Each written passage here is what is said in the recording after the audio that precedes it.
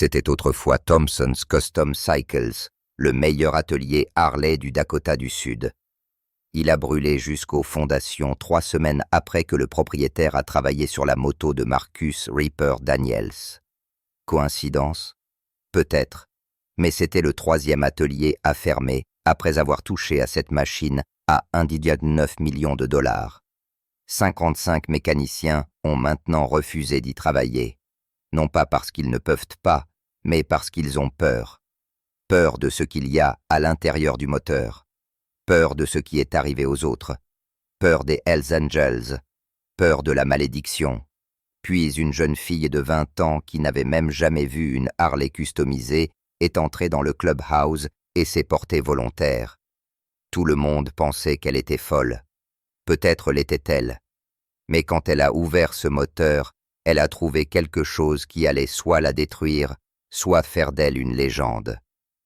Avant de plonger dans l'incroyable voyage de Riley, je veux vous demander quelque chose. Si vous croyez aux secondes chances, si vous croyez que le courage peut surmonter la peur, prendriez-vous juste un instant pour cliquer sur ce bouton « J'aime ». Et si vous pensez que cette histoire mérite d'être entendue, partagez-la avec quelqu'un qui a besoin d'inspiration aujourd'hui. Votre abonnement signifie tout pour nous et nous aide à vous apporter plus d'histoires de gens ordinaires faisant des choses extraordinaires. Merci d'être là. Riley Chun se tenait au centre du garage du clubhouse de l'Iron Brotherhood, et pour la première fois de ses 20 ans, elle comprit ce que signifiait être vraiment seule. 50 pères dieux l'observaient depuis l'ombre. 50 hommes en gilets de cuir, bras croisés, visages taillés dans le granit et la suspicion. L'air sentait la vieille huile de moteur, la fumée de cigarettes et autre chose qu'elle ne pouvait nommer. Peut-être était-ce le danger, peut-être était-ce l'histoire.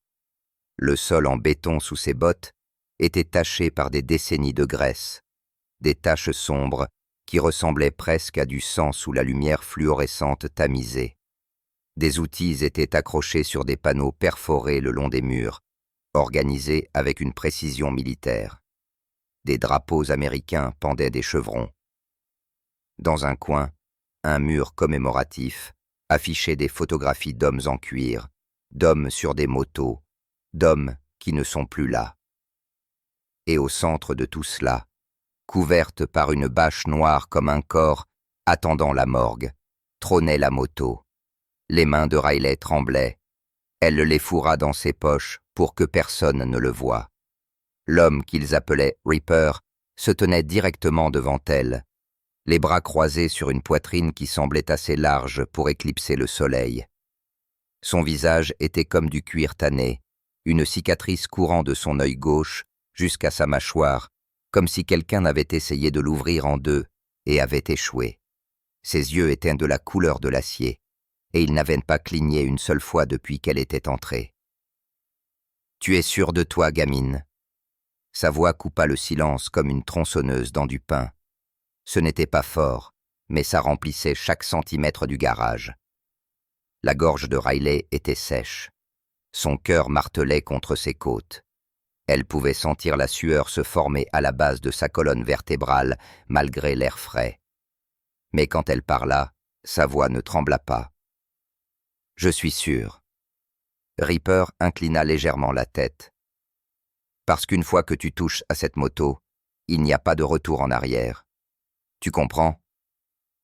Elle ne comprenait pas vraiment, pas encore, mais elle comprendrait. « Je comprends, » dit-elle. Quelque part derrière Reaper, un homme au crâne rasé et au bouc ris. Ce n'était pas un son amical. Un autre homme cracha du jus de tabac dans un gobelet. Le son fut net et inquiétant. Riley sentit le poids de leur jugement peser sur ses épaules comme une chose physique. 3 mécaniciens avaient démissionné après avoir vu ce qu'il y avait sous cette couverture. Elle était sur le point de découvrir pourquoi. Si vous avez déjà pris un risque qui vous a fait une peur bleue, cliquez sur ce bouton d'abonnement dès maintenant. Riley va avoir besoin de tout le soutien possible. Reaper l'étudia un long moment encore, puis hocha la tête une fois. C'était le plus petit des gestes, mais cela ressemblait à un verdict. « Très bien, alors, dit-il. Voyons ce que tu as dans le ventre. Mais pour comprendre comment une jeune fille de 20 ans sans expérience s'est retrouvée dans une pièce remplie de Hells Angels, nous devons revenir en arrière, là où cette histoire impossible a vraiment commencé. 3 mois plus tôt, San Diego, Californie. Riley Chon traversait la scène du Morrison Technical Institute avec son diplôme dans une main et la photo de son père dans l'autre. La photo était petite, format portefeuille, les bords usés à force d'avoir été trop touchés. Le sergent-chef des marines, David Chon, dans son uniforme de cérémonie, souriant de ce sourire en coin qui n'atteignait jamais tout à fait ses yeux après son retour de son 3e déploiement. Il était mort depuis 2 ans. Cancer du poumon. Le genre qui le rongeait rapidement. Le genre qui transformait un homme fort en squelette en 6 mois. Riley avait vu cela arriver. Elle l'avait vu dépérir dans ce lit d'hôpital. Elle avait vu la morphine emporter sa douleur, mais aussi emporter l'homme qu'elle connaissait. Lors de son dernier bonjour, quand il pouvait encore parler clairement, il lui avait pris la main et lui avait fait promettre. « Meilleure mécanicienne du pays, ma petite Riley, » avait-il chuchoté. « Tu vas être la meilleure, promets-le-moi. » Elle avait promis. Maintenant, elle était major de sa promotion, certifiée en mécanique moto, et elle ne trouvait de travail nulle part. 47 ateliers, 47 candidatures, 47 rejets. Trop jeune, trop inexpérimenté, pas le bon profil. Ce dernier point était un code. Riley savait ce que cela signifiait. Sa mère ne le disait pas à voix haute, mais Riley pouvait le voir dans ses yeux chaque matin quand Susan Chon partait pour son service d'infirmière à 6h, rentrait à 15h, changeait de blouse et partait pour l'épicerie pour le service de nuit. 2 emplois, des journées de 16 heures, et pourtant, elle se noyait. 240 000 $ de dettes médicales pour le traitement du cancer de son père. 85 000 $ supplémentaires nécessaires pour l'opération de Tommy. Son petit frère avait 16 ans. Sa colonne vertébrale était courbée comme un point d'interrogation à cause de la scoliose. Et chaque jour où il n'était pas opéré était un jour de douleur supplémentaire. Il vivait dans un appartement exigu de 2 chambres à Chula Vista, où les murs étaient si fins que Riley pouvait entendre les voisins se disputer en espagnol. Les outils de son père étaient posés dans un coin de sa chambre, dans sa vieille boîte à outils rouge Snap-on, ses initiales encore gravées sur le côté. D'ici. Elle l'ouvrait parfois la nuit et passait ses doigts sur ses clés, ses douilles, ses micromètres. Il lui avait appris sur une Harley Sportster de 1964 dans leur garage, à l'époque où ils avaient un garage, à l'époque où ils avaient une maison. Elle pouvait démonter un moteur Panhead, les yeux bandés maintenant. Elle s'était entraînée des centaines de fois. Ses carnets étaient remplis de son écriture, de sa sagesse, de ses diagrammes de distribution, de systèmes d'huile et de calage d'allumage. Riley, chérie, peut-être que tu devrais envisager le poste chez le concessionnaire. La voix de sa mère était douce ce mardi soir-là, douce et épuisée. Je sais que ce ne sont que des vidanges, mais papa ne m'a pas appris à faire des vidanges, maman. Riley ne leva pas les yeux de son ordinateur portable où elle cherchait des offres d'emploi en Alaska maintenant, dans le Wyoming, n'importe où. Il m'a appris à construire des chefs-d'œuvre. Ton père voudrait que tu sois pragmatique. Non. Riley ferma l'ordinateur portable. Il voulait que je sois grande. Sa mère ne discuta pas. Elle soupira et alla préparer le dîner, du riz et des haricots, encore une fois, parce que c'est ce qu'elle pouvait se permettre. Riley ne poursuivait pas seulement un rêve. Elle honorait une promesse faite à un homme mort, et dans 48 heures, elle recevrait un email qui changerait tout. Riley avait renoncé à trouver du travail en Californie. Elle avait commencé à regarder en Alaska, dans le Wyoming, n'importe où qui pourrait lui donner sa chance. Puis, tard un mardi soir, un email apparut dans sa boîte de réception. L'objet était simple. Opportunité. Sturgis Custom Collective. Riley faillit le supprimer. Failli. Les filtres anti-spam interceptaient généralement les arnaques, mais celui-ci était passé au travers. Elle cliqua quand même parce que le désespoir rend imprudent. L'email était bref. Entendu parler de vos compétences par Morrison Tech. J'ai une opportunité unique. Travail à haut risque.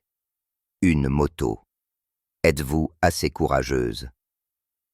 En dessous, une pièce jointe, un PDF d'un billet d'avion aller-retour de San Diego à Rapid City, Dakota du Sud, et un chiffre. 5 000 $ juste pour se présenter et évaluer une moto. La première pensée de Riley fut le trafic d'êtres humains. Sa deuxième pensée fut que 5 000 $ couvriraient 3 mois de l'hypothèque de sa mère. Sa troisième pensée fut qu'elle était idiote de l'envisager. La signature de l'email disait « J. Morrison, Sturgis Custom Collective ».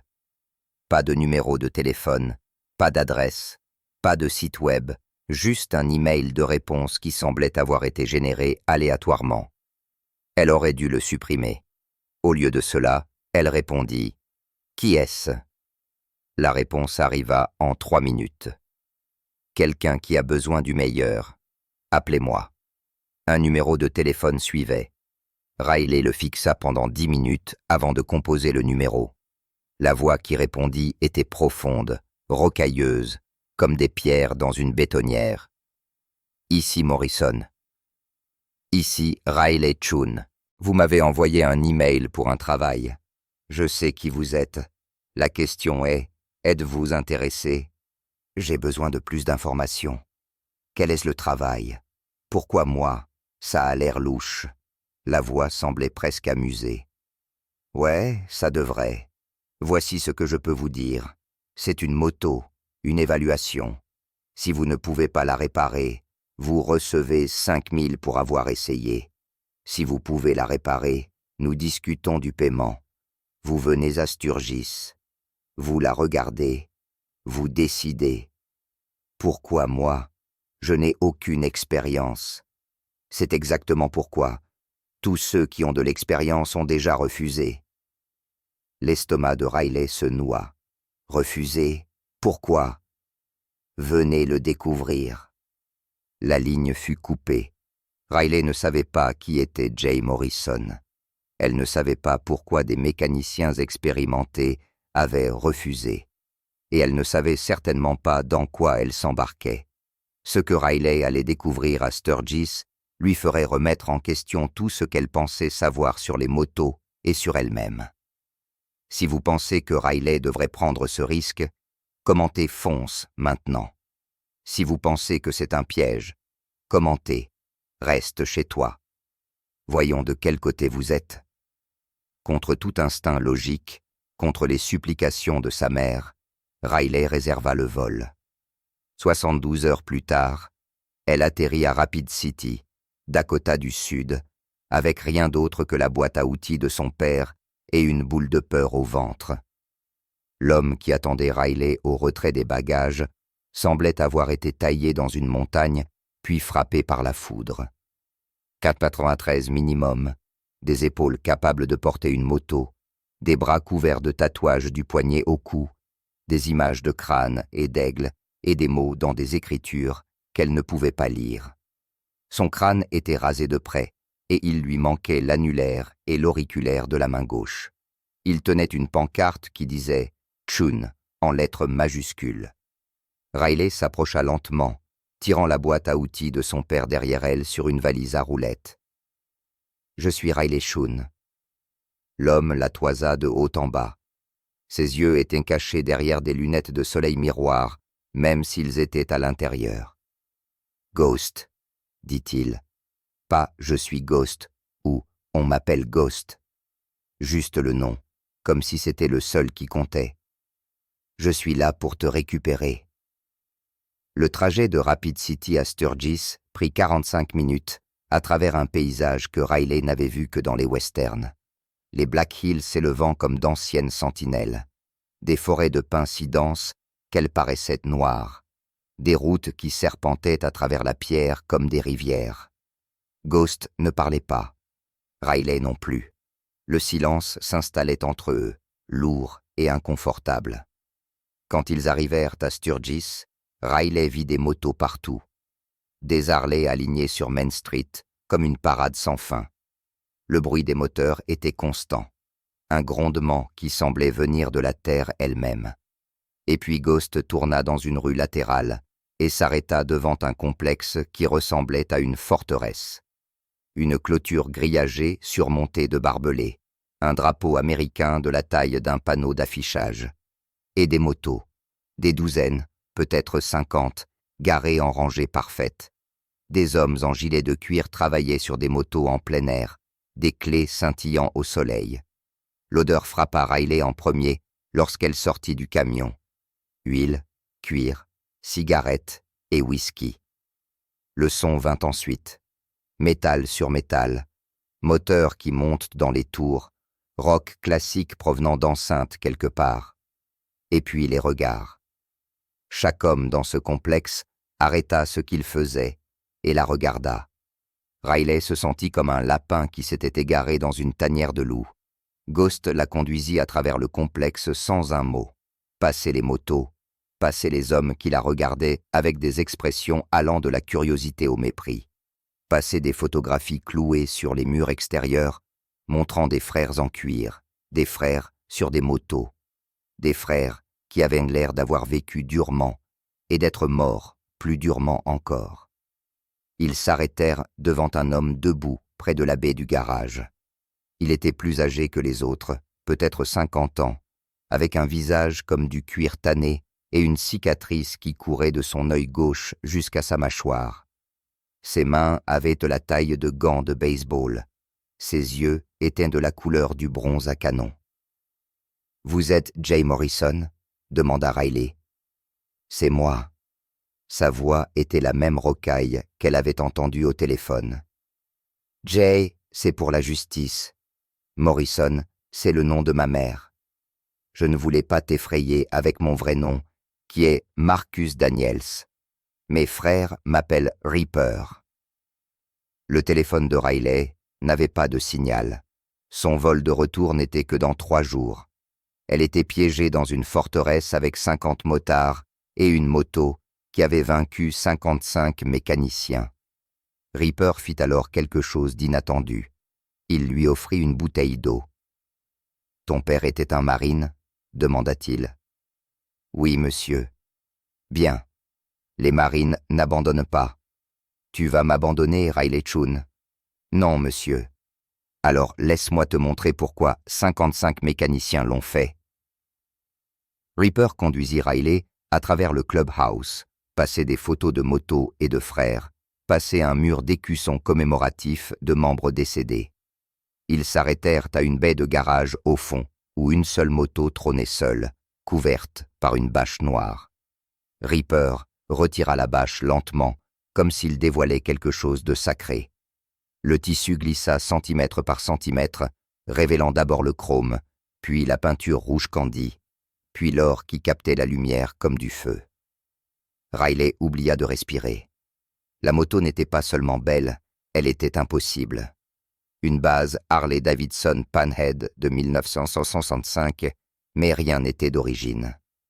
Le cadre était un hybride titane chromoly, fabriqué sur mesure qui coûtait probablement plus cher qu'une voiture neuve. Le moteur était un 1340cc gravé à la main, chaque surface polie jusqu'à une finition miroir. Un système double turbo trônait là où il ne devrait pas pouvoir tenir. Complètement sur mesure, unique en son genre. Des détails à la feuille d'or tracés le long du réservoir.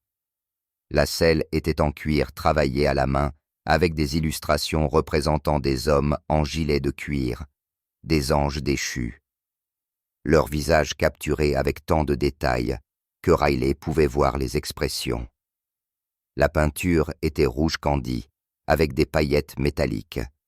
Et dans les paillettes métalliques se trouvaient des visages, 12 d'entre eux incorporés dans le design de manière si transparente qu'ils semblaient apparaître et disparaître selon l'angle de la lumière. Un travail de chrome qui avait dû coûter 80 000 dollars à lui seul. Un système de suspension que Riley n'avait jamais vu auparavant. Chaque composant était de l'art. Chaque boulon avait un but. 9 millions de dollars, dit doucement Reaper. 12 ans de travail, 150 000 dollars de chacun de mes 50 membres. Tout ce que nous avions étalé dans cette machine. Riley tourna lentement autour. Ses mains planaient au-dessus des composants, mais ne touchaient pas. Elle pouvait voir le génie dans chaque courbe, chaque soudure, chaque choix. Elle pouvait aussi voir que quelque chose n'allait pas. Le moteur semblait trop immobile. Pas de résidus d'huile, pas de traces de chaleur. Ce moteur n'avait pas tourné depuis longtemps. « Elle ne démarre pas », dit Reaper. « N'a pas tourné depuis 8 mois. Tous ceux qui ont essayé de la réparer ont échoué. » Pourquoi ? Riley leva enfin les yeux vers lui. Qu'est-ce qu'elle est censée faire ? Mener notre balade commémorative annuelle. Cette moto a été construite pour honorer nos frères tombés au combat. 12 membres qui sont morts. Leurs visages sont dans la peinture. Leur mémoire est dans chaque pièce. Mais elle est maudite. Riley ne croyait pas aux malédictions. Mais elle était sur le point d'apprendre que certains problèmes ne sont pas mécaniques. C'est tout autre chose. 3 mécaniciens ont démissionné après une journée. 5 autres ont tenu 3 jours avant de partir. L'un a duré 2 semaines avant de faire une dépression et de fuir le Dakota du Sud. Qu'ont-ils trouvé ? Si vous pensez que cette moto est réparable, commentez, elle peut le faire maintenant. Si vous pensez qu'elle est maudite, commentez, maudite. Voyons où vous vous situez. Riley prit une profonde inspiration et posa une question qui scellerait son destin. Puis-je ouvrir le moteur ? Riley enfila les gants de travail en cuir de son père. Ils étaient usés, le cuir moulé à ses mains, trop grand pour les siennes, mais les porter lui donnait l'impression qu'il était là avec elle, guidant ses doigts. Elle faisait ce rituel depuis qu'elle avait 16 ans. Chaque fois qu'elle travaillait sur un moteur, elle portait ses gants d'abord. Reaper hocha la tête une fois. « Permission accordée !» Les Angels se rassemblèrent plus près, formant un demi-cercle derrière elle. Riley pouvait sentir leurs yeux, leur scepticisme, leur espoir. Ghost se positionna à son épaule droite. « Je te passerai les outils, » dit-il. Ce n'était pas une question. Riley commença par le carter de chaîne primaire, retirant les boulons dans l'ordre approprié.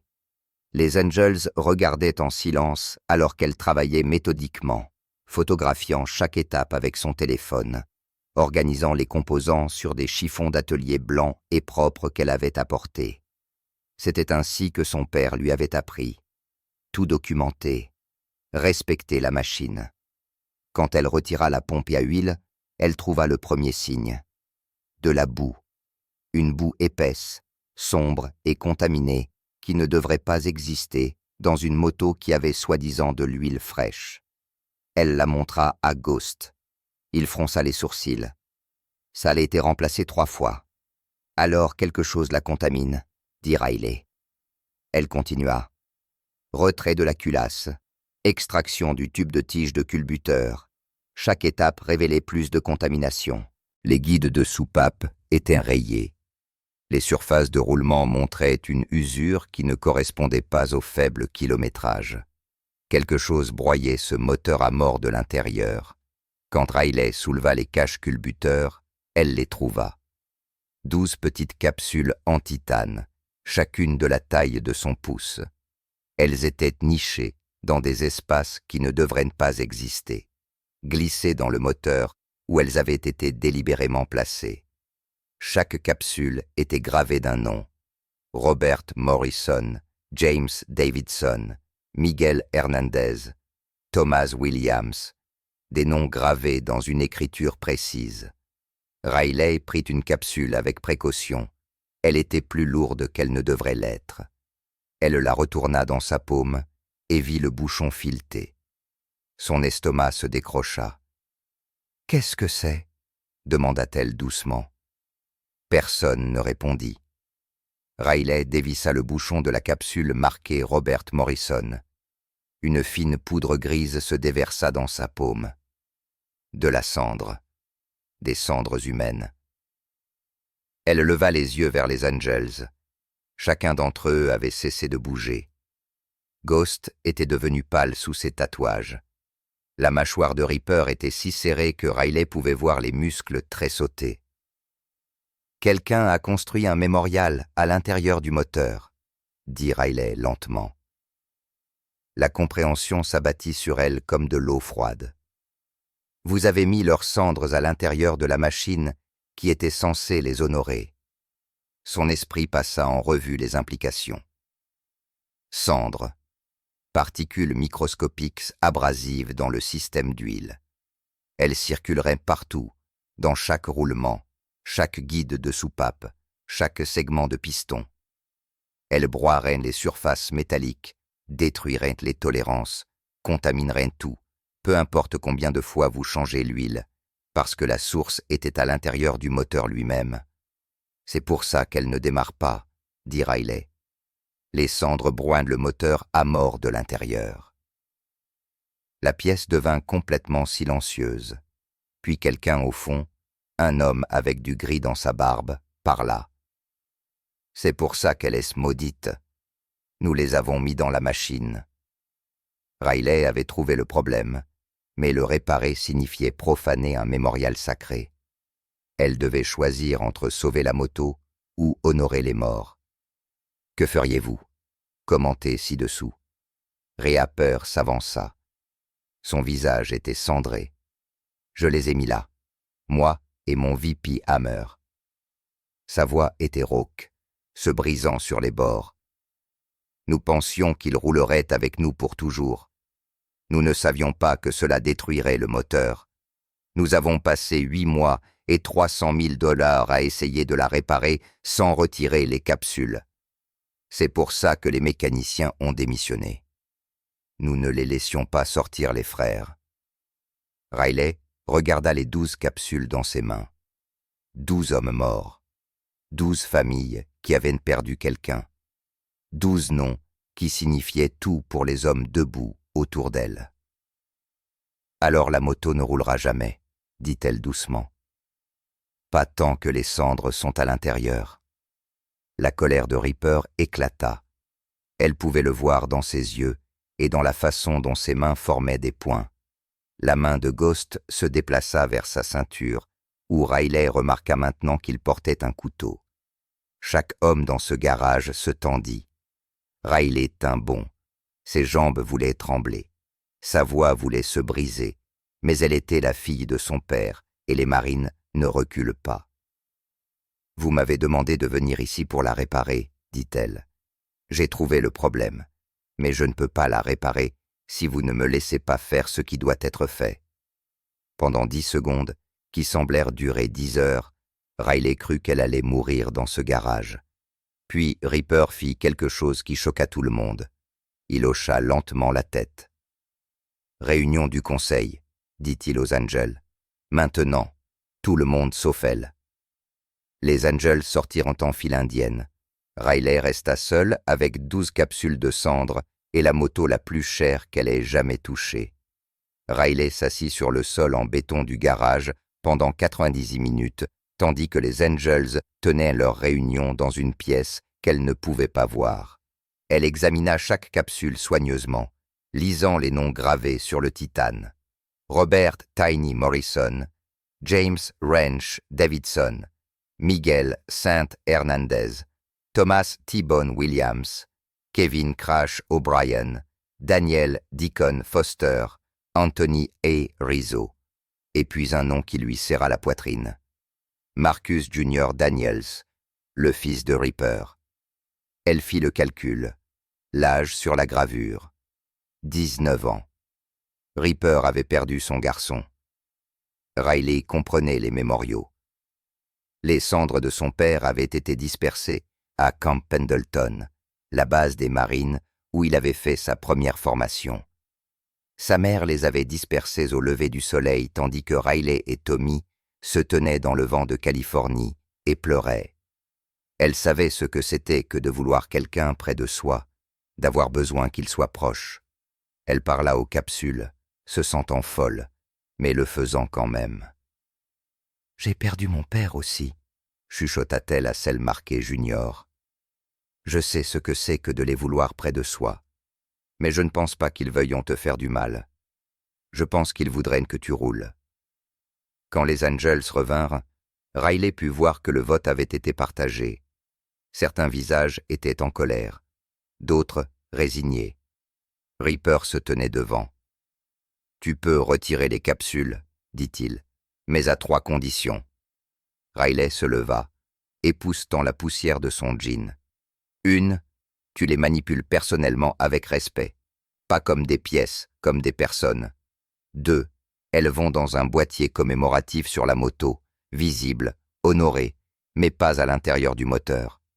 3, tu répares la moto complètement et tu la fais tourner mieux qu'elle ne l'a jamais fait. » Reaper marqua une pause. « Et tu la conduis avec nous lors du run commémoratif. Tu la répares, tu gagnes le droit de mener la meute. » La peur frappa Riley comme un coup de poing. Mener 50 Hells Angels sur un trajet de 300 km à travers des routes de montagne sur une moto customisée à 1,9 million de dollars qu'elle n'avait jamais conduite auparavant. L'honneur était immense. La pression était écrasante. Le danger était réel. « J'accepte, » dit Riley. Parce que pouvait-elle dire d'autre? Riley avait 48 heures pour reconstruire un moteur à 1,9 million de dollars qui avait vaincu 55 mécaniciens. Si elle échouait, elle perdait les 5 000 $. Mais pire, elle déshonorait 12 hommes morts et gagnait la haine de 50 Hells Angels. Ce que Riley ne savait pas, c'est que l'un de ces 55 mécaniciens avait saboté la moto avant de partir. Et le sabotage était sur le point de se révéler de la pire façon possible. Si vous croyez que Riley peut le faire, commentez. Je crois maintenant. Si vous pensez qu'elle a les yeux plus gros que le ventre, commentez. Impossible. C'est parti. Riley commença le démontage à 18h un vendredi soir. Elle avait jusqu'à dimanche midi. 42 heures, pas de sommeil, pas d'erreur, et aucune idée de ce qui l'attendait à l'intérieur de ce moteur. Ghost apporta du café à Riley à 19h, pas du café de station-service, du bon café venant de quelque part qui se souciait des grains et de la torréfaction. Il le posa sur son établi sans un mot et resta. « Je peux aider, » dit-il. « Je m'y connais en moteur. » Riley avait été sur le point de refuser. L'orgueil et l'entêtement étaient parfois difficiles à séparer. Mais elle regarda Ghost, le regarda vraiment, et vit quelque chose qu'elle n'avait pas prévu. Du respect. « D'accord, » dit-elle. « Merci. » Ils travaillèrent ensemble dans un silence confortable. Riley documentait chaque boulon, chaque joint, chaque mesure. Elle photographiait les composants sous plusieurs angles. Elle mesurait les tolérances avec les micromètres de son père, vérifiant le diamètre de l'alésage du cylindre, les jeux de pistons, les surfaces de roulement. La contamination était pire qu'elle ne le pensait. Des particules de cendre étaient incrustées dans les bagues en bronze. Les guides de soupape étaient profondément rayés. Les segments de piston étaient compromis. Les roulements principaux montraient une usure excessive. Les surfaces des poussoirs de cam étaient endommagées. Les composants internes de la pompe à huile étaient contaminés au-delà de tout nettoyage. « Ce n'est pas juste un travail de nettoyage », dit Riley à 21h, s'asseyant sur ses talons et regardant les pièces étalées sur 6 chiffons d'atelier. La moitié de ces composants doivent être remplacés ou réusinés. Et nous sommes à Sturgis, Dakota du Sud, un vendredi soir. Tous les ateliers sont fermés jusqu'à lundi. Ghost hocha lentement la tête. « Alors, on a fini. »« Non, » dit Riley, « on ne fait que commencer. » Elle sortit son téléphone et commença à passer des appels.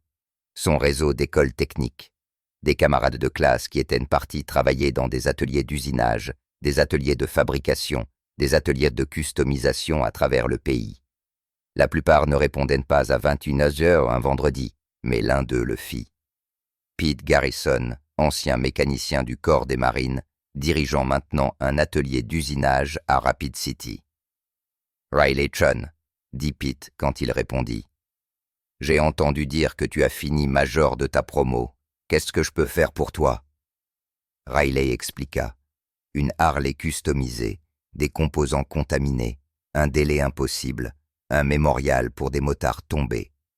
Quand elle mentionna que son père avait été un marine, Pete se tut un instant.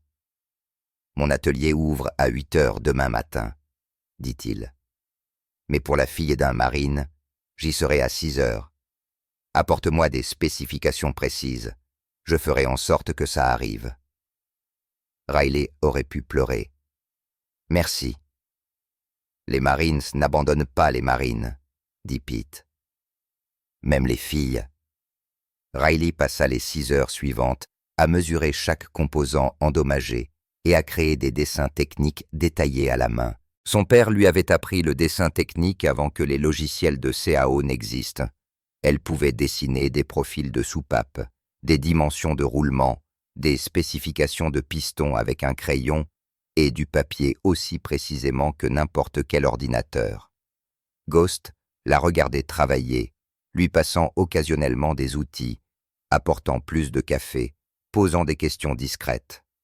Vers 2h du matin, il commença à parler. « Junior avait 20 ans quand il est mort, le même âge que toi. » Riley leva les yeux de son dessin. Ghost fixait le moteur, mais ses yeux étaient ailleurs. Reaper lui a appris à conduire. Le gamin était talentueux, pouvait tout construire, pouvait tout conduire. Mais il est devenu arrogant, pensait qu'il était invincible. Tu sais comment sont les jeunes de 20 ans. Riley savait. Elle en était une. Route de montagne à l'extérieur de Deadwood, à 140 km/h dans les lacets. N'a pas pris un virage. La moto est passée par-dessus la falaise. Reaper l'a trouvée 3 heures plus tard. C'est là que Reaper a arrêté de beaucoup parler. Cette moto était censée ramener Junior d'une certaine manière. C'est pour ça que ça compte autant. Riley posa son crayon. Alors on s'assurera qu'elle tourne pour Junior. Pour eux tous. Ghost n'était plus juste un motard effrayant. C'était un homme honorant le fils de son ami. Riley n'était pas juste une mécanicienne. Elle portait l'héritage de son père. Ils étaient pareils. À 3h du matin, Riley trouva quelque chose dans le carter d'huile qui lui glaça le sang. De minuscules copeaux de métal, mais ce n'étaient pas des particules d'usure. Ils étaient frais, délibérés. Elle tint sa lampe de poche en biais et examina les lobes de cam. Des rayures, des coupures intentionnelles. Quelqu'un avec une lime avait délibérément endommagé les surfaces durcies. Elle vérifia les surfaces de roulement. Limées, subtiles, mais indubitables. Elle traça les passages d'huile avec son endoscope. Percées. Quelqu'un avait redirigé le flux d'huile loin des zones critiques. « Ghost », dit Riley doucement. « Regarde ça. » Il s'approcha et elle lui montra. Son visage passa de la confusion à la compréhension, puis à la rage en 3 secondes. « Ce n'était pas de l'usure, » dit Riley. « C'était du sabotage. Quelqu'un voulait que cette moto s'autodétruise. » Ghost ne dit rien. Il se tourna juste et sortit du garage. Riley l'entendit crier, entendit des bottes sur le béton, entendit des portes claquer. 3 minutes plus tard, Reaper, Ghost et 5 autres Angels se tenaient autour du moteur pendant que Riley leur montrait les preuves. Rayures, surface limée, passages percés, tout fait par quelqu'un qui savait exactement comment faire échouer un moteur lentement. « Mécanicien 42 », dit Reaper. Sa voix était d'un calme mortel. Vic Lawson a travaillé dessus pendant 3 jours, a dit qu'il ne pouvait pas la réparer, a quitté la ville. Je ne lui ai jamais fait confiance. Il avait un problème avec les clubs. A perdu son frère dans une bagarre avec un autre chapitre. Le sabotage était étendu. Encore plus de composants étaient endommagés que Riley ne le pensait. Le délai était maintenant impossible. La tournée des ateliers d'usinage du samedi matin ne suffirait pas. Riley sentit quelque chose se briser en elle. « Je ne peux pas faire ça », s'entendit-elle dire. « Je ne suis pas assez expérimentée. Je n'ai pas les outils. Je n'ai pas les pièces. Je suis désolée, mais je ne peux pas. » Riley avait atteint sa limite. La moto avait vaincu le mécanicien 56. La malédiction était réelle. Où l'était-elle? Reaper ne se mit pas en colère. Il s'assit simplement sur le sol en béton à côté de Riley. Pour un homme qui avait l'air de pouvoir la briser en deux, il bougeait doucement. Il sortit son téléphone et lui montra une photo. Un jeune homme, début de la vingtaine, travaillant sur un moteur de moto. Il avait les yeux de Reaper. « Tu sais ce que Junior a dit quand je lui ai dit que quelque chose était impossible ?» La voix de Reaper était douce. Il a dit « Papa, impossible signifie juste que personne n'a encore été assez têtu. » Tu es assez têtu, Riley, je le vois. Ghost le voit. Ton père le verrait. Puis Reaper se leva et commença à passer des appels. Il réveilla tous les fabricants de motos, machinistes et constructeurs qu'il connaissait à travers le Dakota du Sud. Il fit appel à 20 ans de faveur, parla aux gens avec des voix allant du respectueux au commandant. À 5h du matin, Riley avait l'engagement de 6 ateliers différents. À l'aube, Reaper avait un plan. Les pièces sur mesure seraient prêtes samedi soir. « Tu ne fais plus ça toute seule, » dit Reaper. « Tu fais ça avec une famille. » Alors que le soleil se levait sur les Black Hills, Riley réalisa quelque chose. Elle avait passé toute sa vie à essayer de prouver qu'elle était assez bonne toute seule. Mais peut-être que la vraie force était d'accepter de l'aide. Peut-être que c'était ce que son père avait essayé de lui apprendre depuis le début. Ghost conduisit Riley à chaque atelier dans un camion qui sentait la cigarette et l'huile de moteur. Le premier arrêt fut Rapid City Machine Works. Pete Garrison était déjà là, les machines chauffées, prêtes à travailler. Il regarda les spécifications de Riley et siffla. « Travail de précision. C'est toi qui as dessiné ça ?»« Mon père m'a appris, » dit Riley. « Alors ton père t'a bien appris. Donne-moi 4 heures. » Le deuxième arrêt fut Black Hills Chrome, dirigé par une équipe mari et femme qui rechromait les pièces endommagées. Ils avaient généralement une liste d'attente de 3 semaines. Pour Reaper, ils libérèrent leur emploi du temps.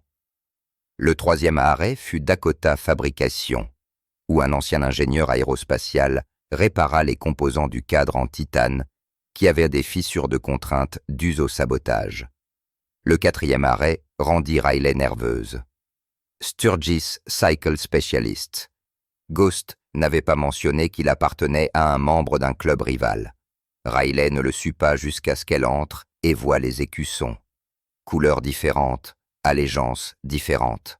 Le propriétaire, un homme dans la soixantaine aux cheveux blancs et aux yeux soupçonneux, regarda Ghost puis Riley. « Tu travailles pour Reaper ?»« Je travaille pour 12 hommes morts qui méritent le respect, » dit Riley avant que Ghost ne puisse répondre. Le visage du propriétaire se durcit. Reaper ne mérite rien. Riley sentit Ghost se tendre à côté d'elle, mais elle s'avança. Peut-être pas, mais son fils si, et les 11 autres frères aussi. Allez-vous m'aider à honorer des motards tombés, ou allez-vous être mesquin? Le propriétaire de l'atelier la fixa longuement. Puis quelque chose dans son visage changea. « J'ai perdu un fils moi aussi, » dit-il doucement. « Circonstances différentes. Cancer il y a 3 ans. Il avait 22 ans. » Il regarda les composants de soupape que Riley avait apportés. « Je ferai le travail. Le meilleur travail de soupape que tu aies jamais vu, gratuitement. Dis à Reaper que je suis désolé pour Junior. Je ne savais pas qu'il avait perdu son garçon. Je ne souhaiterais ça à personne. » En une journée, Riley apprit que la communauté motarde ne concerne pas les clubs ou les couleurs. C'est une question de fraternité. C'est une question d'honorer ceux qui sont partis vers le soleil couchant. Samedi soir, Riley avait toutes les pièces, mais elle avait 12 heures pour assembler le moteur le plus complexe qu'elle ait jamais touché. Une erreur détruirait tout.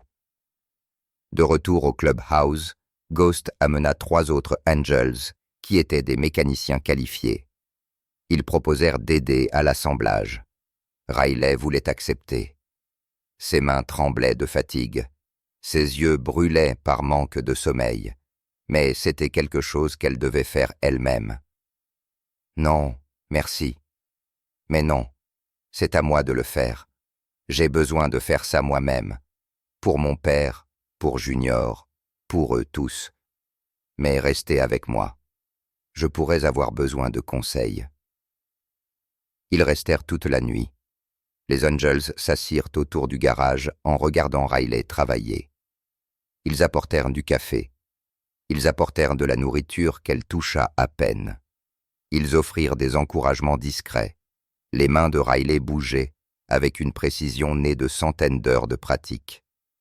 Installation de nouveaux roulements principaux, vérification des tolérances 3 fois, mise en place des segments de piston, garantie d'un écart parfait, serrage des culasses dans la séquence spécifique que son père lui avait inculquée, réglage des jeux de soupape à 0,04 pouces à l'admission, 0,06 à l'échappement, calage des cames avec une précision absolue, installation du nouveau système double turbo, purge des lignes, vérification du contrôle de suralimentation.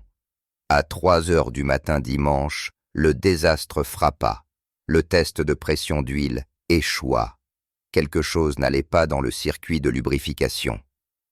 Riley dut démonter partiellement ce qu'elle venait de passer 7 heures à construire. Elle trouva le problème. Une fissure microscopique dans le boîtier de la pompe à huile. Pas de remplacement disponible. Il était 3 heures juillet du matin un dimanche, et elle avait besoin d'un miracle. Riley décida de souder la fissure. C'était de l'aluminium, ce qui signifiait soudure TIG, ce qui signifiait une précision qu'elle n'était pas sûre d'avoir. Après 20 heures sans sommeil, Ghost avait un poste à souder TIG dans son atelier personnel. Il l'apporta, l'installa, montra les réglages à Riley. « Je n'ai jamais soudé d'aluminium avant, » admit Riley. « Il y a une première fois à tout, » dit Ghost. « Main stable comme pour enfiler une aiguille. Tu peux le faire, gamine. » Les mains de Riley tremblaient de fatigue. Elle prit 3 grandes inspirations. Pensa à son père, lui apprenant à dévoiler une roue. Comment il avait dit que des mains stables viennent d'un esprit stable. Elle amorça l'arc. Le bain de fusion se forma, brillant et liquide. Elle alimenta la baguette d'apport d'une main tout en contrôlant la torche de l'autre. La fissure se scella. Elle bougea lentement, prudemment, accumulant de la matière. Quand elle eut fini, la soudure était petite, nette, professionnelle. Ghost l'inspecta et hocha la tête. « Ça tiendra. » La soudure tint, mais maintenant Riley était en retard sur le planning. Elle avait 7 heures pour finir l'assemblage, tester le moteur et régler la moto. 55 mécaniciens avaient démissionné avec plus de temps. Riley ne faisait que commencer. Si vous soutenez Riley, éclatez ce bouton d'abonnement dès maintenant. Elle va avoir besoin de toute l'énergie possible pour ce qui va suivre. Alors que l'aube se levait ce dimanche matin, Riley installa le dernier composant qu'elle avait conçu elle-même. Une chambre en titane transparent montée sur le cadre où les 12 capsules reposeraient. Visible, honorée, en sécurité. Les frères rouleraient avec eux, juste pas à l'intérieur du moteur. À 8 heures, 4 heures avant l'échéance, le moteur était complètement assemblé. Les 50 Angels se rassemblèrent dans le garage. Personne ne parlait. Tout le monde savait que c'était le moment. Si elle ne démarrait pas, Riley avait échoué. Riley passa en revue sa liste de contrôle méthodiquement. Vérification de l'alimentation en carburant. Vérification du calage de l'allumage. Vérification de l'amorçage manuel de la pression d'huile. Test de compression. Tous les cylindres parfaits. Vérification des systèmes électriques.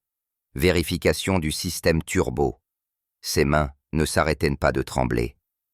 Elle pensait aux 55 mécaniciens qui avaient échoué. Elle pensait à son père. Serait-il fier ou déçu? Elle pensait à sa famille, à l'argent dont ils avaient désespérément besoin. Elle pensait aux Angels.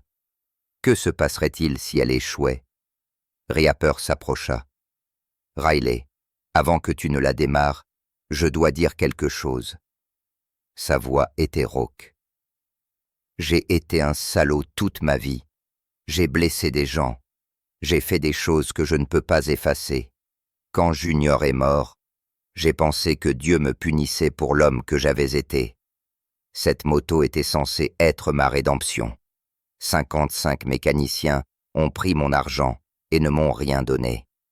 Tu as pris mon manque de respect, mon attitude, mon problème impossible, et tu m'as donné de l'espoir. Quoi qu'il arrive quand tu appuieras sur ce démarreur, tu as déjà fait plus que n'importe qui d'autre. Tu m'as donné une chance d'honorer mon fils de la bonne manière. Riley sentit les larmes monter. Il serait fier de toi d'avoir essayé, de t'être soucié, d'avoir rassemblé tous ces gens. C'est ce que font les pères.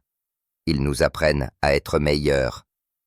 Riley se positionna sur la moto, inséra la clé. Les Angels formèrent un cercle autour d'elle. Silence complet. Elle tourna la clé sur on. Les systèmes électriques bourdonnèrent. Son pouce plana au-dessus du bouton du démarreur. Elle ferma les yeux. « Papa, si tu regardes, aide-moi maintenant. » Elle appuya sur le bouton. Le moteur tourna une fois, 2 fois, 3 fois. Tout ça cala. Le cœur de Riley s'effondra. Les Angels bougèrent, mal à l'aise. Puis Riley le vit. Relais de pompe à carburant. Connexion lâche. Elle le répara en 30 secondes. Deuxième tentative. Bouton du démarreur. Le moteur tourna. Tout ça, pris, rugit de vie. Le son était parfait, profond, puissant. Le grondement colérique du V-twin. Les turbos s'enclenchèrent avec un sifflement. Pression d'huile parfaite. Système de charge parfait. Température montant normalement. Pas de fumée. Pas de cliquetis. Pas de bruit parasite. Ghost donna un coup de poing en l'air. D'autres membres acclamèrent. Reaper resta immobile, des larmes coulant sur son visage cicatrisé. Riley fit monter le moteur dans les tours, et le son résonna à travers le clubhouse comme le tonnerre. Riley l'avait fait. Elle avait ramené 12 hommes morts à la vie dans le moteur qui était censé les honorer. Mais le vrai test était encore à venir. Elle devait la conduire. « Si elle ne peut pas rouler, elle n'est pas réparée, » dit Reaper. « Équipe-toi, on part dans 1 heure pour le run commémoratif. » Riley n'avait jamais conduit une moto aussi puissante. Le run commémoratif faisait 320 km à travers les Black Hills. Route de montagne, lacets, montées raides. Elle mènerait 50 Hells Angels sur une moto customisée à 1,9 million de dollars qu'elle venait de construire. Une erreur pourrait tout détruire. Ils lui donnèrent un équipement en cuir emprunté, un gilet avec un écusson honorifique dans le dos. Il semblait lourd, comme porter l'histoire de quelqu'un d'autre. La moto ressemblait à une chose vivante sous elle quand elle monta dessus. Le moteur vibrait à travers son corps, à travers ses os. Une puissance brute, attendant d'être déchaînée. 50. Harley s'alignèrent derrière elle sur Main Street à Sturgis. La foule s'était rassemblée pour regarder. Quelqu'un avait dû faire passer le mot que la moto maudite roulait à nouveau. Riley mena la meute sur Main Street. Le moteur sonnait comme le tonnerre. Le turbo hurlait. La puissance était enivrante et terrifiante. Pendant les 30 premiers kilomètres sur l'autoroute, Riley s'habitua à la machine. La moto répondait parfaitement, comme si elle connaissait ses intentions avant elle. Elle sentait son père rouler avec elle, ses mains fantômes sur les siennes sur les commandes. Les Angels maintenaient une formation parfaite derrière elle. Ghost roulait juste derrière elle, assez près pour aider si nécessaire, assez loin pour lui laisser de l'espace. C'était protection et honneur enveloppés ensemble. Au kilomètre 30, l'ascension de la montagne commença. Des lacets taillés dans la pierre. La puissance de la moto était presque trop forte pour les courbes. Riley s'adapta, apprit, coula. Elle commença à faire confiance à la machine. Au kilomètre 80, la confiance remplaça la peur. Riley ouvrit les gaz sur les sections droites. Le turbo hurlait. Elle atteignit 190 km/h et c'était comme voler. Les Angels poussaient des cris derrière elle. Pure joie, pure liberté. Elle comprit enfin pourquoi son père avait aimé ça. Au kilomètre 135, désastre. Virage serré à droite. Du gravier sur la route qui ne devrait pas être là.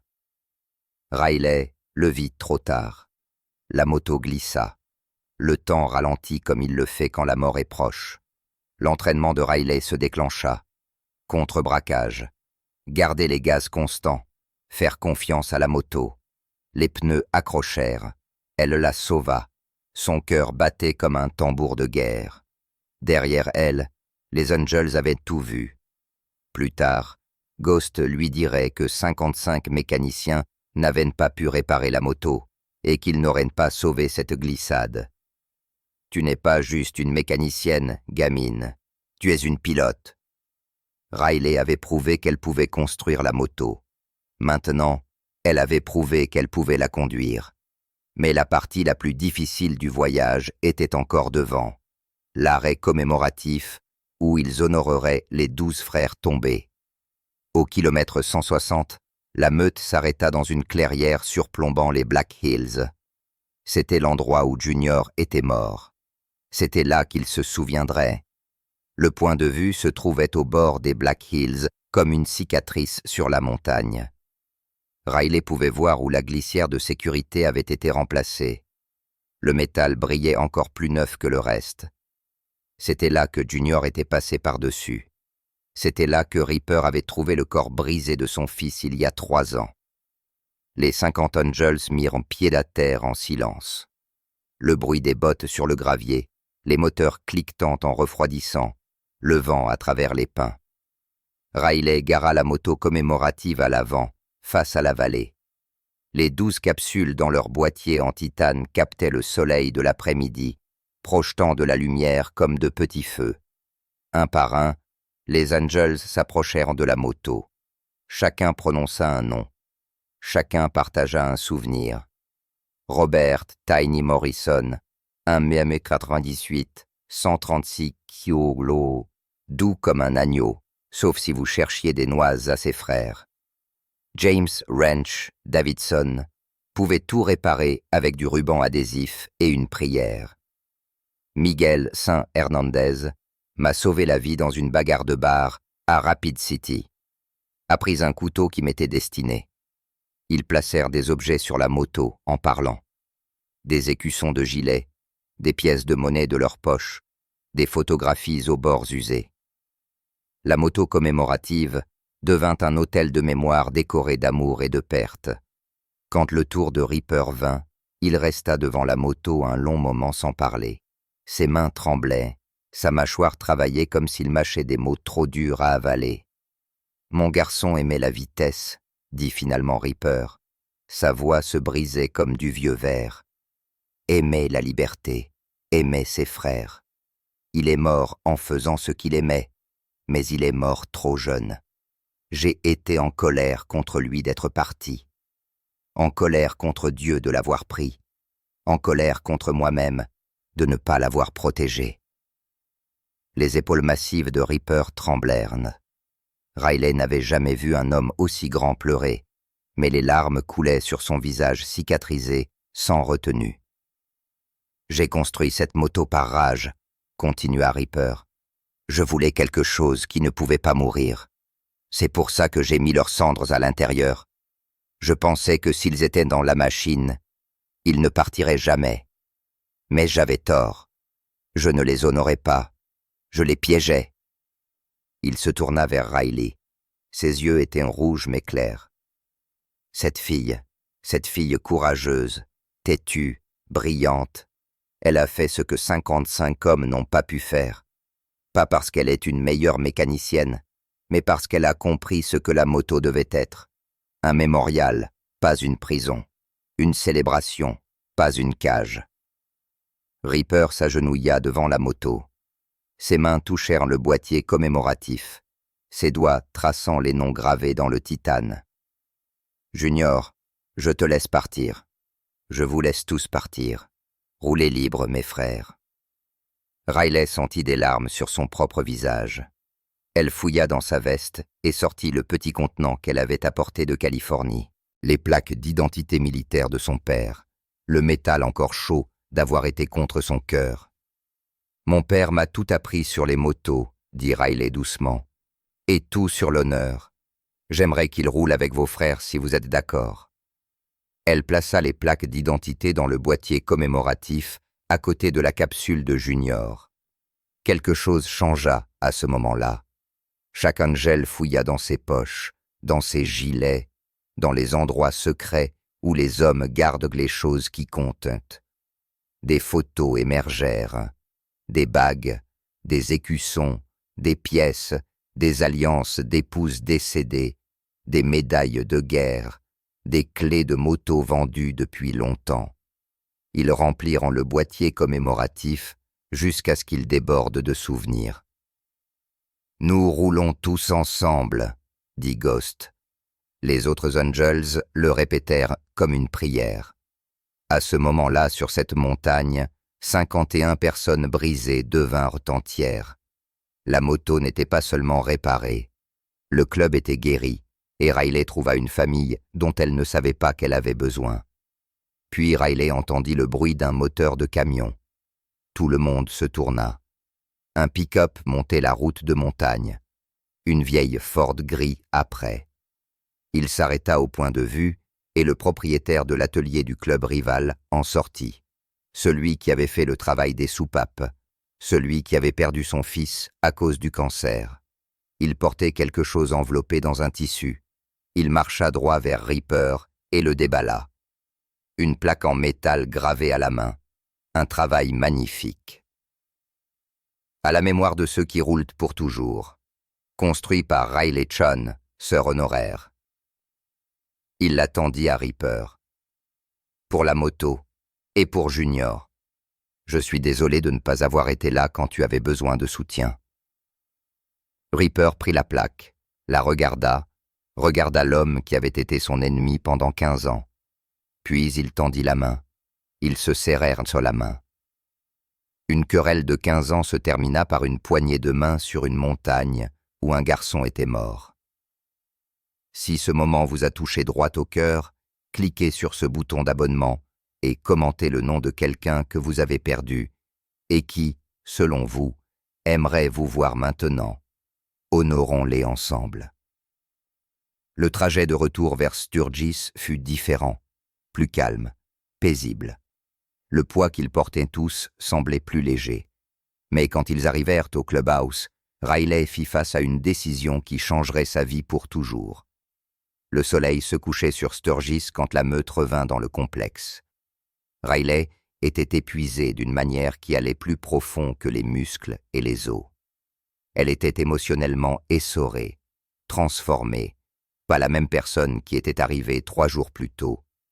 Elle gara la moto commémorative dans sa baie et resta là un moment, la main sur la selle, disant au revoir.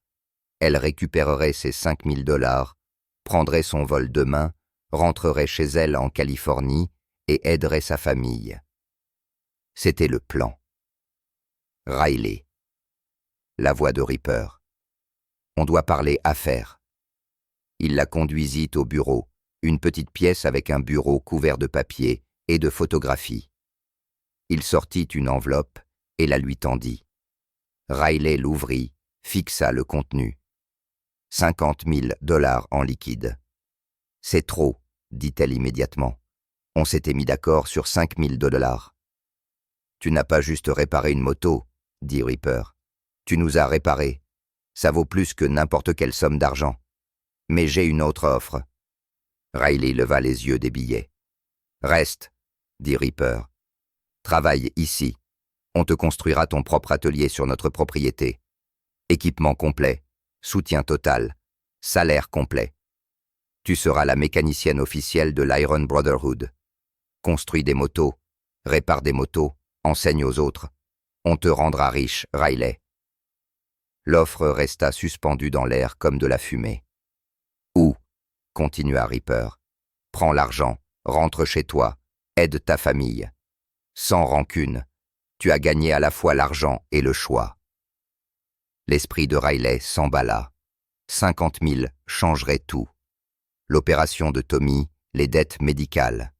Sa mère pourrait quitter le travail à l'épicerie. Elle pourrait respirer pour la première fois depuis 2 ans. Mais rester signifiait communauté, but, appartenance. Cela signifiait honorer l'héritage de son père chaque jour. Cela signifiait faire partie de quelque chose de plus grand qu'elle-même. « Je peux y réfléchir cette nuit ?» demanda Riley. « Non, » dit Ripper. « Les frères votent pour toi ce soir. Réunion du conseil dans 1 heure. Soit tu es dedans, soit tu es dehors. C'est comme ça qu'on fonctionne. 1 heure pour décider de tout son avenir. » Riley sortit et appela sa mère. Le téléphone sonna 4 fois avant que Susan Chun ne réponde. Voix fatiguée. Tout juste rentré de l'hôpital. « Riley, est-ce que tout va bien ?»« Maman, j'ai besoin d'un conseil. » Riley expliqua tout. La moto, les Angels, l'offre. Quand elle eut fini, il y eut un silence à l'autre bout. « Riley, qu'est-ce que tu veux ?» demanda finalement sa mère. « Je veux rendre papa fier. »« Tu l'as déjà fait, ma chérie. Il serait fier si tu rentrais et il serait fier si tu restais. Il voudrait que tu écoutes ton cœur. »« Que dit ton cœur ?» Riley regarda le complexe. Les Angels travaillant sur des motos dans la lumière déclinante. Ghost, qui lui fit un signe de la main depuis l'autre côté de la cour, la moto commémorative trônant dans sa baie comme un sanctuaire. « Je n'ai pas encore fini ici, » dit Riley. Sa mère resta silencieuse un moment. « Alors reste. On s'en sortira. Tu nous as déjà assez donné. Maintenant, va construire quelque chose pour toi. » Riley retourna au clubhouse. La réunion du conseil commençait. Ripper se tenait devant. Les frères votent sur Riley Chun. Tous ceux qui sont en faveur de faire d'elle un membre honoraire et la mécanicienne officielle de l'atelier.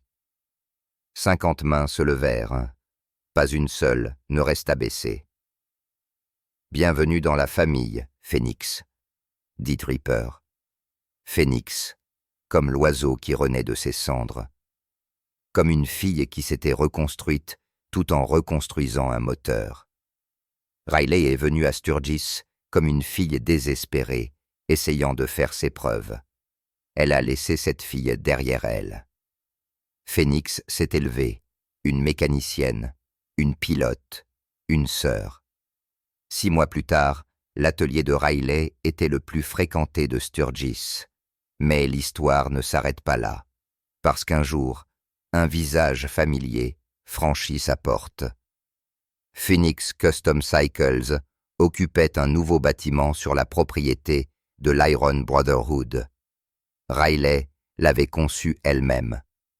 12 baies, des ponts élévateurs professionnels, des murs d'outils qui feraient pleurer de joie son père. Elle formait 2 apprentis, 2 femmes, toutes 2 issues de milieux comme le sien. Pas d'argent, beaucoup de détermination. Riley était sous une moto quand elle entendit des bottes sur le sol en béton. Elle sortit en roulant, s'attendant à Ghost ou à l'un des Angels. Au lieu de cela, Vic Lawson se tenait dans l'encadrement de sa porte. Riley le reconnut d'après la photo que Ripper lui avait montrée. Mécanicien 42, le saboteur, l'homme qui avait délibérément détruit le moteur de la moto commémorative par chagrin et rage. « J'ai entendu dire que tu as réparé la moto de Ripper, » dit Vic. Sa voix était calme, vaincue. Impressionnant. Riley se leva lentement, la clé toujours à la main. Ses apprentis avaient arrêté de travailler, regardant. « Qu'est-ce que tu veux ?» demanda Riley. « M'excuser. Et expliquer. » Vic paraissait plus vieux que son âge, du gris dans la barbe, des rides autour des yeux. Le poids de la culpabilité faisait vieillir les gens vite. « Mon frère a été tué par un membre d'un chapitre Angel différent, » dit Vic. « Bagarre de bar qui a mal tourné. Il avait 24 ans. J'ai blâmé tous les clubs. Quand Ripper m'a engagé pour travailler sur la moto commémorative, j'ai pris le travail pour la saboter. Vengeance. Je voulais leur faire mal comme ils m'avaient fait mal. »« Tu as saboté un mémorial pour des hommes morts, » dit Riley doucement. « Je sais. » La voix de Vic se brisa. « Je vis avec cette culpabilité depuis 8 mois. Je suis venu me rendre. J'accepterai n'importe quelle punition que Ripper décidera. J'avais juste besoin que tu saches que je suis désolé. » Riley l'étudia. Elle pouvait appeler Ripper tout de suite. Vic ferait face à des conséquences brutales. Elle pouvait appeler la police. Charge criminelle. Destruction de propriété valant des millions. Ou elle pouvait choisir différemment. « Tu as saboté un mémorial parce que tu étais en colère pour ton frère, » dit Riley. « Je comprends. Le chagrin nous rend fous. Mais tu as porté ça pendant 8 mois. C'est une punition suffisante. » Vic leva les yeux, confus. « Tu vas payer ta dette par le travail, » dit Riley. « Travail gratuit. 1 an. Aide-moi à construire des motos qui honorent les motards au lieu de leur faire du mal. Ensuite, nous serons quittes. »« Pourquoi me donnerais-tu une chance ?» chuchota Vic. « Parce que quelqu'un m'en a donné une. » Riley entendit des bottes derrière elle. Ripper était arrivé, probablement alerté par l'une des apprenties. Il se tenait dans l'encadrement de la porte, les mains serrées en poing. « J'ai entendu dire que Vic était là, » dit Ripper. Riley se tourna pour lui faire face.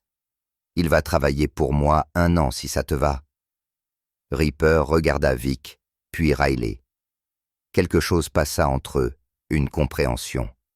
« Tu travailles pour elle, » dit Ripper à Vic. « Tu restes hors de ma vue. Après 1 an, on parlera. » Ripper s'éloigna. Riley apprit que réparer des moteurs est facile.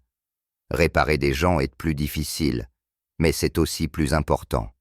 1 an plus tard, Vic était devenu le meilleur fabricant de Riley.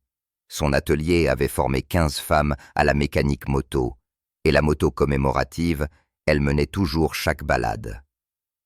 1 an après l'arrivée de Riley à Sturgis, le rassemblement annuel de motos transforma la ville en une célébration tonitruante de chrome et de cuir. Phoenix Custom Cycles occupait maintenant le plus grand bâtiment du complexe de l'Iron Brotherhood.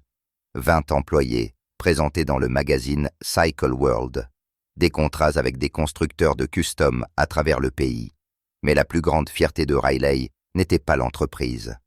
La dette médicale de sa famille était payée. Les 240 000 $ disparus. Tommy avait eu son opération.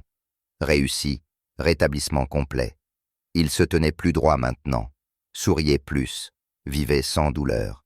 Leur mère, Suzanne, avait pris sa retraite de l'épicerie. Elle travaillait toujours comme infirmière parce qu'elle aimait ça. Mais maintenant, c'était un choix, pas du désespoir. Et Tommy était à Sturgis pour l'été, en apprentissage avec sa sœur, apprenant le métier que leur père avait aimé. L'anniversaire du run commémoratif attira 200 motos cette année-là. Phoenix Custom Cycles en avait construit 15. Riley menait toujours sur la moto commémorative originale, celle que 55 mécaniciens n'avaient pas pu réparer, celle qui avait tout changé. Les 12 capsules originales reposaient toujours dans leur boîtier en titane. Mais elles n'étaient plus seules.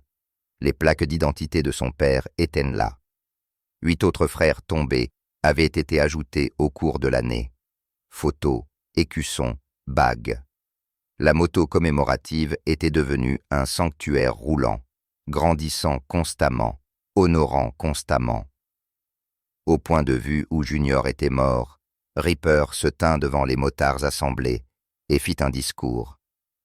Il y a 1 an, une fille de 20 ans est entrée dans notre clubhouse et a fait ce que 55 hommes n'ont pas pu faire.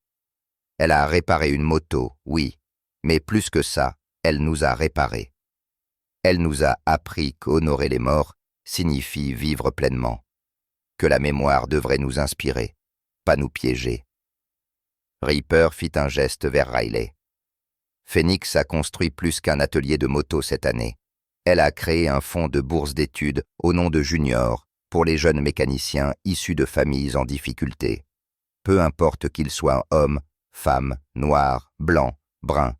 S'ils ont du talent et de la détermination, nous les aidons parce que c'est ce que Junior aurait voulu.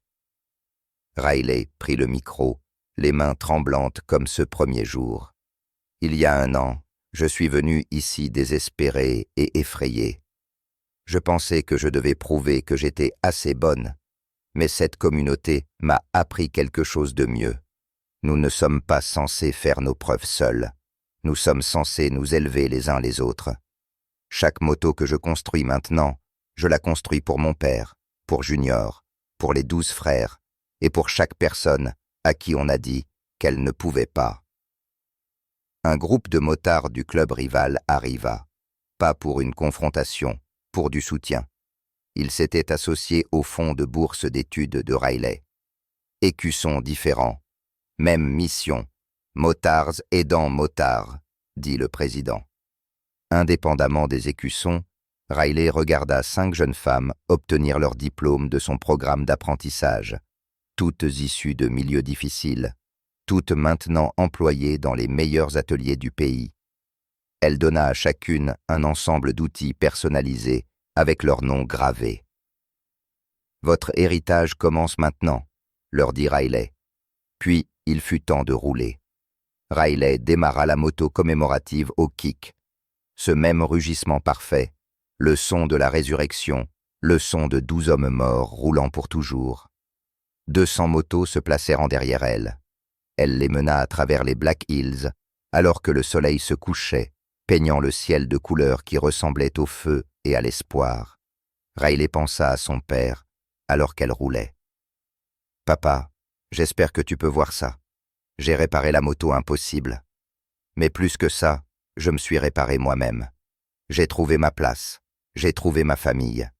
Et je vais passer le reste de ma vie à m'assurer que d'autres gamins comme moi aient la même chance. Pas parce que quelqu'un leur a donné la permission, mais parce qu'ils ont osé essayer quand tous les autres ont abandonné. C'est ce que tu m'as appris. C'est ce que je leur apprendrai. » 200 motos roulant vers le soleil couchant. La moto commémorative en tête, 12 noms gravés sur le boîtier commémoratif captant la lumière mourante. La silhouette de Riley contre le ciel. Libre. 55 mécaniciens ont démissionné. Une débutante est restée, et elle n'a pas juste réparé une moto. Elle a construit un héritage. Riley Phoenix dirige toujours Phoenix Custom Cycles à Sturgis, Dakota du Sud. Son atelier a formé 127 femmes à la mécanique moto. La moto commémorative a mené 5 balades annuelles et n'est jamais tombée en panne. Le fonds de bourse d'études a aidé 43 jeunes mécaniciens issus de familles en difficulté à construire des carrières dans l'industrie. Tommy Chun est maintenant un technicien moto certifié, travaillant aux côtés de sa sœur. Vic Lawson a terminé son année de service et dirige maintenant un programme de réhabilitation pour anciens détenus apprenant des métiers. Lui et Ripper se sont réconciliés. Ils ne sont pas amis, mais ils ne sont pas ennemis. Marcus Ripper Daniels roule avec la mémoire de son fils chaque jour. La rage a disparu. À sa place, il y a la paix. C'est l'histoire d'une moto qui ne pouvait pas être réparée. Mais c'est vraiment l'histoire de gens qui ont refusé de rester brisés. D'une fille qui a honoré son père en aidant les autres à honorer les leurs. D'une communauté qui a appris que la guérison est plus forte que la haine et de la vérité que l'impossible est juste un défi attendant quelqu'un d'assez courageux pour essayer. Mais plus que tout, c'est une histoire sur ce qui se passe quand nous choisissons le courage plutôt que la peur, la communauté plutôt que l'isolement, et le pardon plutôt que la vengeance. 55 mécaniciens ont vu un problème impossible et sont partis. Ils se sont protégés, ont protégé leur réputation, ont choisi la sécurité plutôt que le risque. Et il n'y a rien de mal à cela. Mais Riley a vu le même problème impossible et a dit oui. Non pas parce qu'elle était plus qualifiée, non pas parce qu'elle était plus expérimentée, mais parce qu'elle était plus têtue, parce qu'elle croyait qu'impossible signifie juste que personne n'a encore été assez têtu. Maintenant, voici ce dont j'ai besoin de votre part, et je vais être direct à ce sujet. Si vous croyez que des gens comme Riley méritent du soutien, que les jeunes confrontés à des obstacles impossibles méritent une chance, que le courage devrait être récompensé plutôt que le cynisme, alors cliquez sur ce bouton d'abonnement dès maintenant. Parce que chaque fois que vous vous abonnez, vous vous dressez contre les voix qui disent que vous êtes trop jeune, trop inexpérimenté, pas assez bon. Vous vous tenez aux côtés de Riley. Vous vous tenez aux côtés de chaque personne qui a déjà été rejetée et exclue. Commentez « Je suis avec Phoenix ». Si vous ne vous rangez pas du côté des 55 mécaniciens qui ont démissionné, commentez votre emplacement pour que nous puissions voir où vit le courage dans ce monde. Regardez-vous depuis la Californie, comme Riley, depuis le Dakota du Sud, ou depuis un tout autre endroit. Faites-le nous savoir. Construisons une communauté de gens qui croient qu'impossible est juste un autre mot pour pas encore. Et si vous connaissez quelqu'un qui fait face à son propre impossible en ce moment, quelqu'un à qui on a dit qu'il ne pouvait pas, quelqu'un qui est à un rejet d'abandonner, partagez cette histoire avec lui parce que peut-être a-t-il besoin d'entendre parler d'une fille de 20 ans qui a réparé une moto, qui a vaincu 55 professionnels. Peut-être a-t-il besoin de savoir que l'entêtement bat la compétence lorsqu'il est combiné avec du cœur. Cliquez sur ce bouton « J'aime » si vous ne supportez pas que les gens soient rejetés à cause de leur âge, de leur sexe ou de leur manque d'expérience. Prenez une position morale. Faites en sorte que ça compte. Quel est votre impossible? Qu'allez-vous réparer que tout le monde a abandonné? Commentez ci-dessous. Construisons quelque chose ensemble. Merci d'avoir roulé avec nous aujourd'hui. Jusqu'à la prochaine fois, gardez vos roues sur le sol et votre esprit dans le ciel.